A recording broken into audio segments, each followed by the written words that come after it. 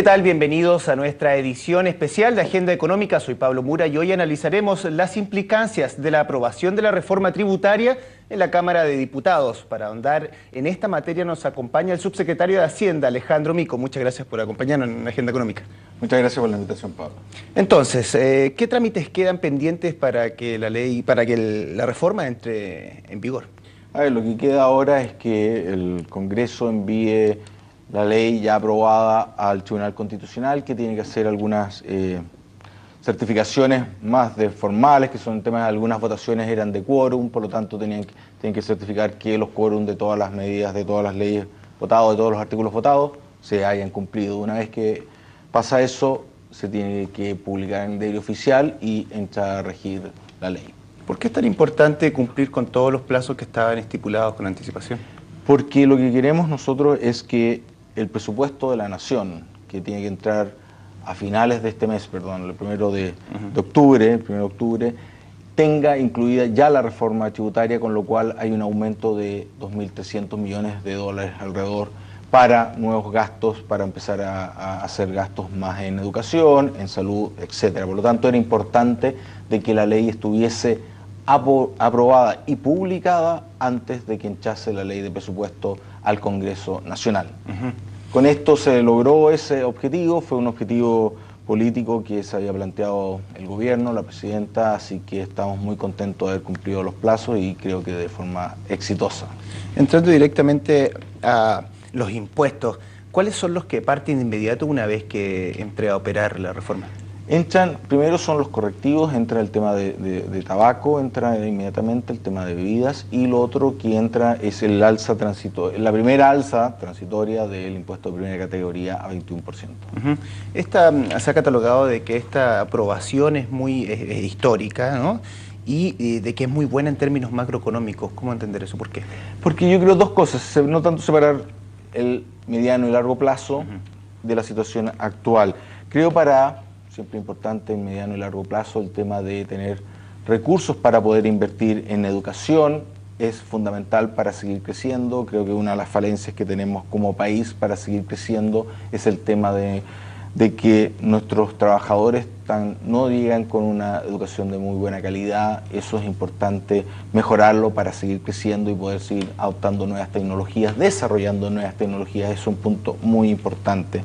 Ahora, más de corto plazo, creo que es importante para el crecimiento de corto plazo que esta reforma, que es una reforma importante, uno de los pilares de las reformas estructurales de la presidenta Bachelet, pero que es importante en términos de montos. Recordemos que se está subiendo la carga tributaria de 18% del PIB a un 21% más o menos. Es un aumento importante y cualquier discusión de una materia tan importante genera un poco de ruido en los agentes económicos, lo cual es natural para una reforma de este tamaño, con lo cual al haber sido aprobado ahora es una reforma que ya da certeza de cuáles van a ser las reglas de juego para la próxima o dos décadas siguientes. Esto es importante para la inversión. Recordemos que siempre es un inversionista, lo que más busca es tener claridad en las reglas del juego, certidumbre en las reglas del juego, y creo que cerrada la votación del día de ayer se aclara cuáles van a ser las reglas del juego de aquí para adelante, con lo cual se da certidumbre y eso es importante para el país. Entonces, en ese sentido, ahora que se reconoce de que esta aprobación podría entregar más certidumbre a los agentes del mercado, se reconoce por el mismo lado de que la mera discusión de la reforma sí generó incertidumbre y que podría haber afectado a la inversión como lo estamos viendo ahora. Dos cosas, sí, aquí hay que separar los temas, porque hay una discusión que es más de mediano a largo plazo, de crecimiento de mediano a largo plazo, que esta reforma está pensada más para mediano y largo plazo, que se dio mucho en el comienzo, si es que la reforma tributaria le afectaba o no al crecimiento del país a largo plazo. Creo que es una discusión y creo que en ese punto esta reforma como su paquete, entendida como la recaudación de los impuestos y gastar más en educación, no tiene un impacto negativo en la inversión de mediano y largo plazo. Es más, creo que la inversión en capital humano, por ser más técnico en el lenguaje, en capital humano es fundamental para el crecimiento de mediano y largo plazo. Ahora, para el tema del periodo de discusión, obviamente que hay situaciones de más ruido en la economía, lo ha dicho el ministro, creo que esto nunca ha estado en duda, pero es bastante más acotado de la discusión que se dio en algún momento respecto a si esta es una reforma que le afectaba al crecimiento o no del país. Creo que son cosas distintas. Creo que también el tema de haber logrado una situación de un acuerdo histórico desde el Partido Comunista hasta la UDI en una reforma tan importante habla bien del país, habla bien de sus instituciones, y eso creo que igual es una señal importante para los inversionistas tanto nacionales como extranjeros.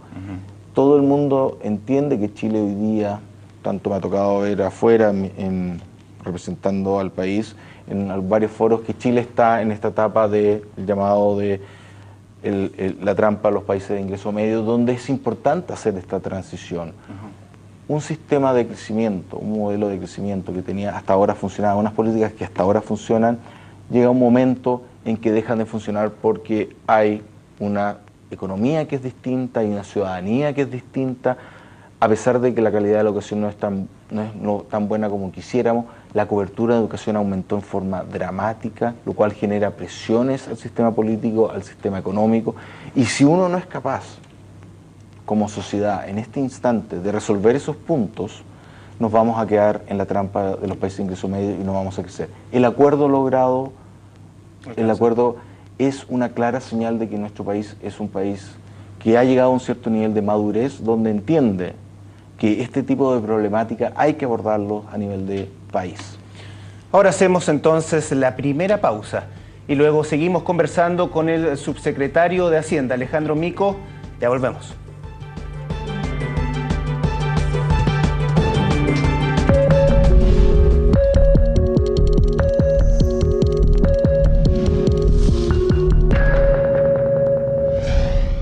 Banchile Inversiones presenta Claves para el inversionista.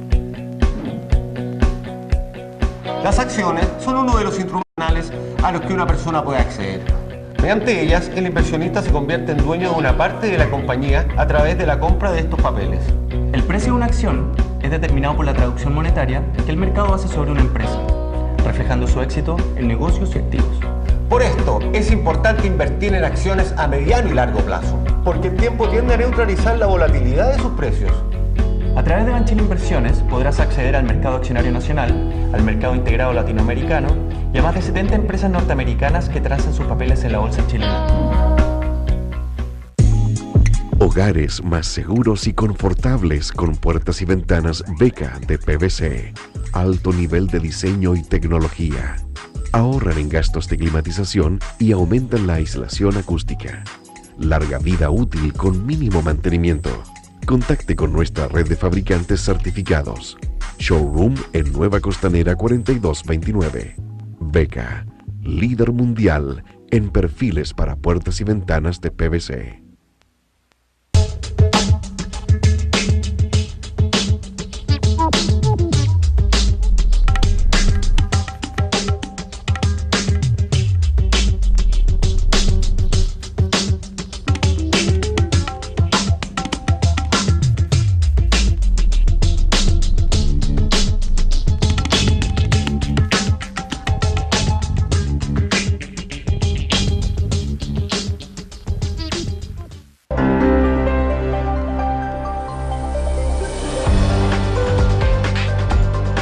Pluralista e independiente.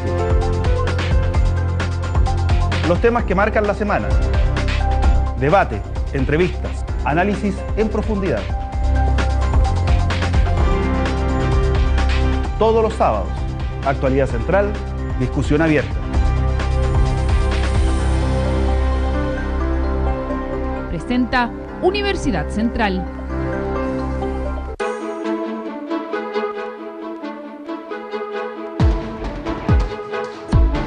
En este ciclo en CNN Chile haremos todas las preguntas que usted quiere hacer. A todos los invitados. A todos los que quieran venir.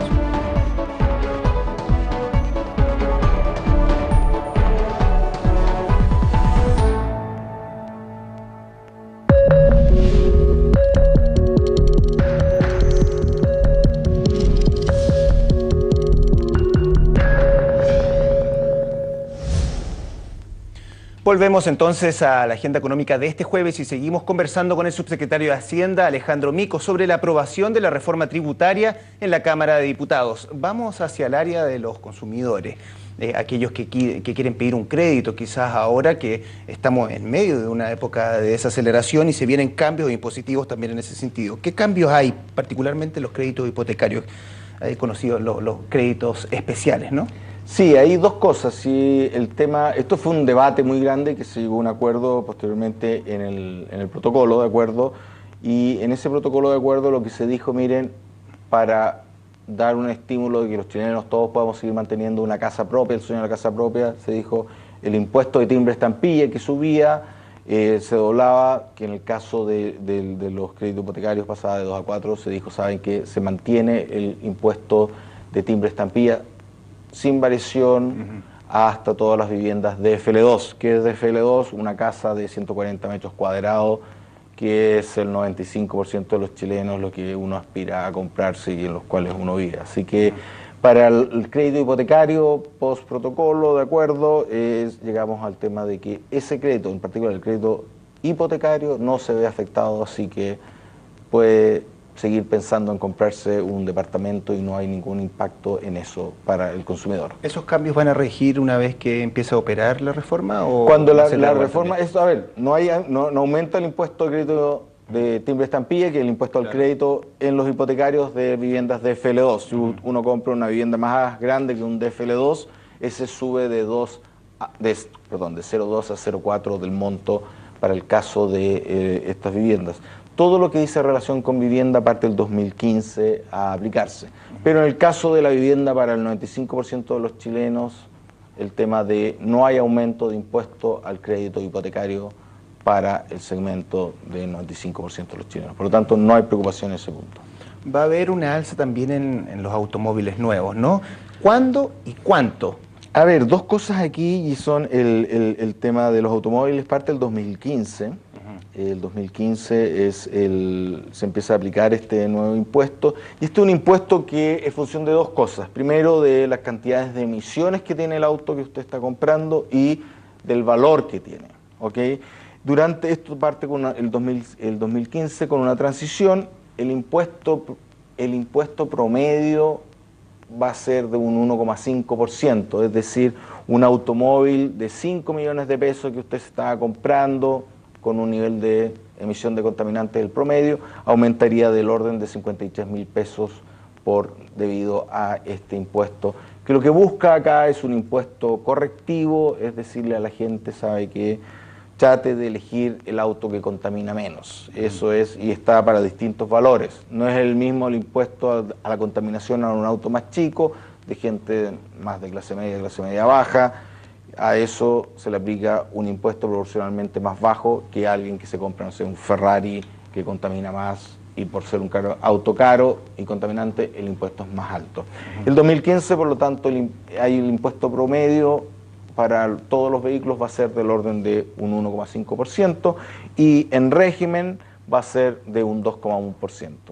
Es algo pequeño, pero creo que es importante sí empezar a dar señales más fuerte, es decir, que cuando uno toma una decisión, tome en cuenta el efecto que uno hace en los demás en términos de contaminación, en términos de emisión de CO2, de NOx, que son algunas cosas que uno aprende cuando hace reformas que son contaminantes, que son los más dañinos para la salud en zonas urbanas. Por lo tanto, eso parte, y el impacto sí es acotado, como te dije, el 2015 un 1,5% promedio, y después sube a un 2,1%.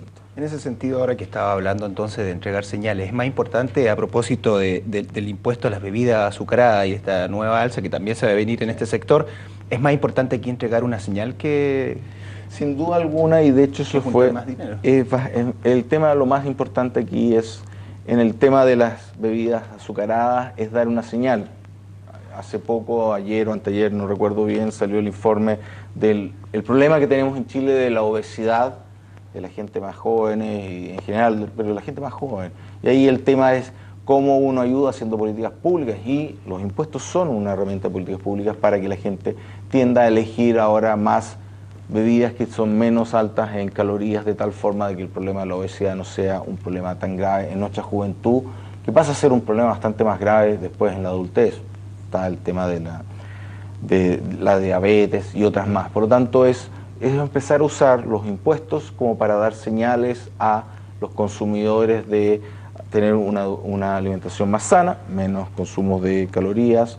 Está el tema del impuesto al tabaco, el impuesto al alcohol, el impuesto a los vicios, así También, así bien dicho. ¿Y cuánto? La misma pregunta que con los automóviles. Parte de inmediato el 2014, el impuesto a los vicios, bueno, tomarse un traguito tan pero bueno, es bueno también decir el tema de la señal, el tema del costo que tiene, el costo social que existe del consumo de alcohol, todos sabemos los accidentes, los daños, por lo tanto igual es importante ese es inmediato, dar ¿no? Ese es inmediato. Ajá. Ese es inmediato. ¿Y cuánto? ¿Sabemos cuánto? ¿Cuánto es el aumento? Ahí tenemos, depende, esto se va haciendo por distintos tipos. Tenemos las cervezas y vinos, el impuesto sube un 3%, y para el caso de los destilados, pisco, para hacer, es un aumento de un 2,1%.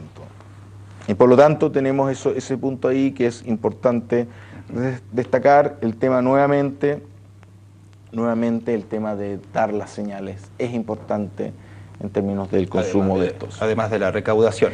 La recaudación siempre importa, 4% vinos, 3% destilados. Se me traspapelaron los números ahí. Pero la recaudación es importante, tiene un punto, pero acá es movernos un poco a esto. Es lo mejor, el mejor impuesto es el impuesto que se aplica sobre un mal. ¿Por qué? Porque recauda y además evita o hace que la gente no use tanto ese mal. El caso de la contaminación es lo mejor. En estos impuestos apuntamos a eso y son importantes para eso. Yo sé que a alguna gente no les gusta la noticia. No son tan populares, pero la verdad que no todas las políticas públicas tienen que ser populares, sino que hay un bien que uno tiene que tratar de buscar, en particular cuando uno consumiendo algo le hace una externalidad negativa a otro. Hacemos una segunda pausa entonces y luego seguimos conversando con el subsecretario de Hacienda, Alejandro Mico. Ya volvemos.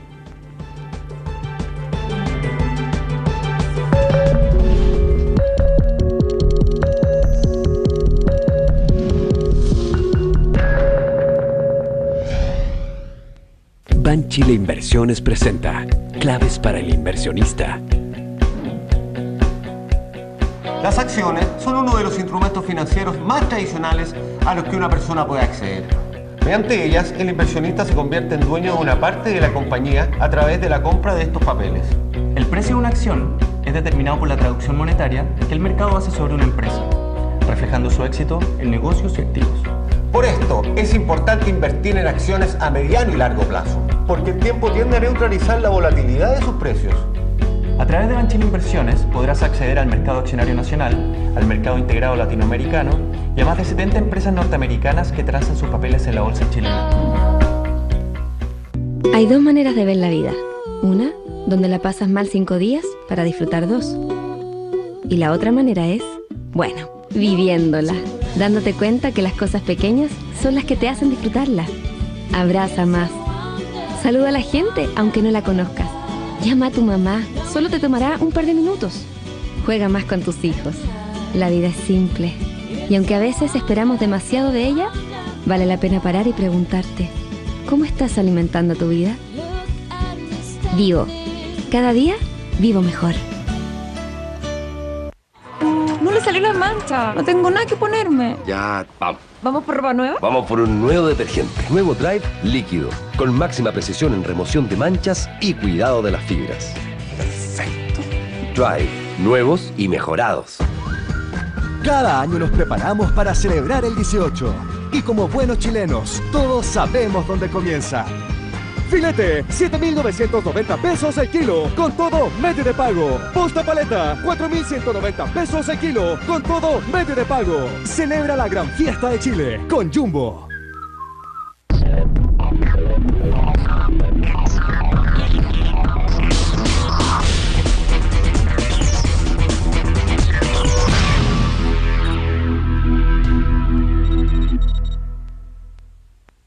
Vea CNN Chile en todo el país. Talca, Concepción, Temuco, Valdivia, a través de DirecTV, canal 154. CNN Chile. Está pasando. Lo estás viendo.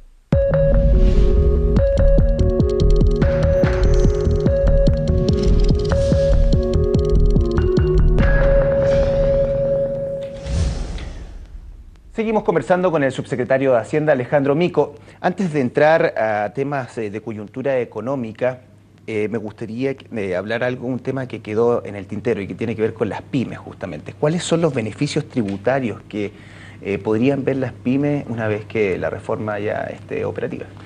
Deja partir con mencionarte dos. Hay una serie, está una contabilidad simplificada, pero por cosas de tiempo, veamos lo principal, diría yo. Hay un tema que había sido una petición histórica de las pymes, es decir, que el pago del IVA se les pueda aplazar 2 meses. Eso aquí le ayuda bastante, porque en términos de, generalmente si no le pagan de inmediatamente, esto le da la liquidez para no tener que ir a pedir dinero para pagar el IVA durante 2 meses, entonces se corre el pago del IVA para las pequeñas empresas en 2 meses. Segundo, y relacionado con esto, en algunas industrias, con algunas empresas, se va a revertir quien retiene el IVA. Y eso me explico porque es bastante importante. Si yo voy y le vendo a una gran tienda, por ejemplo, y la tienda recibe mi mercadería, me emite la factura, pero me paga 90 días, hoy día lo que pasaba es que para impuestos internos, al yo recibir la factura de la gran empresa, aunque no me hubiese pagado, asumía que yo había recibido el pago del IVA, por lo tanto yo al mes siguiente, durante los primeros días del mes siguiente, tenía que pagarle al IVA el 19% correspondiente al IVA, cuando yo no había recibido nada. Se ayuda con esto a aplazar 2 meses, por un lado, o se revierte quién es el retenedor del IVA. El retenedor pasa a ser el grande, en cuyo caso el chico no tiene que hacerse cargo del pago del IVA los 5 días después. Eso es una medida importante. El otro tema, hay un incentivo a la reinversión importante, dependiendo de cuál sistema la empresa de menor tamaño se haya acogido, puede recibir el beneficio de postergar el pago del impuesto de primera categoría o del global complementario, dependiendo si es que está con renta atribuida o con el sistema semi-integrado.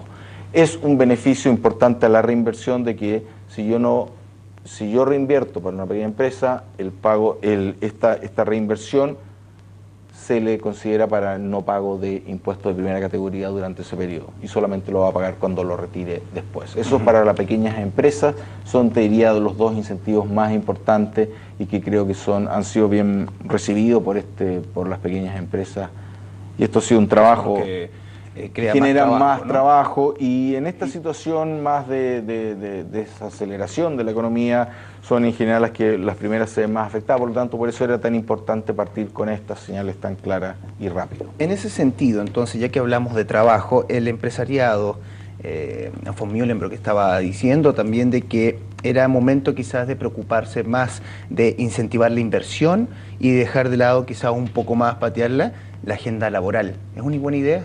A ver, 2 cosas. Aquí el tema es siempre buena idea preocuparse de la inversión y el crecimiento, y el tema de hoy día y el cierre de la reforma tributaria el día de ayer hace que estemos hoy día 100% abocados en los temas de crecimiento, la agenda de energía, la agenda de productividad, el tema anunciado por la presidenta Bachelet hace un par de semanas respecto de aumentar el gasto público en áreas que generen demanda para las empresas privadas, entiéndase aquí el tema de la vivienda, entiéndase aquí el tema de la inversión en obras públicas, ya sean directas, financiadas directamente por el Estado o vía concesiones.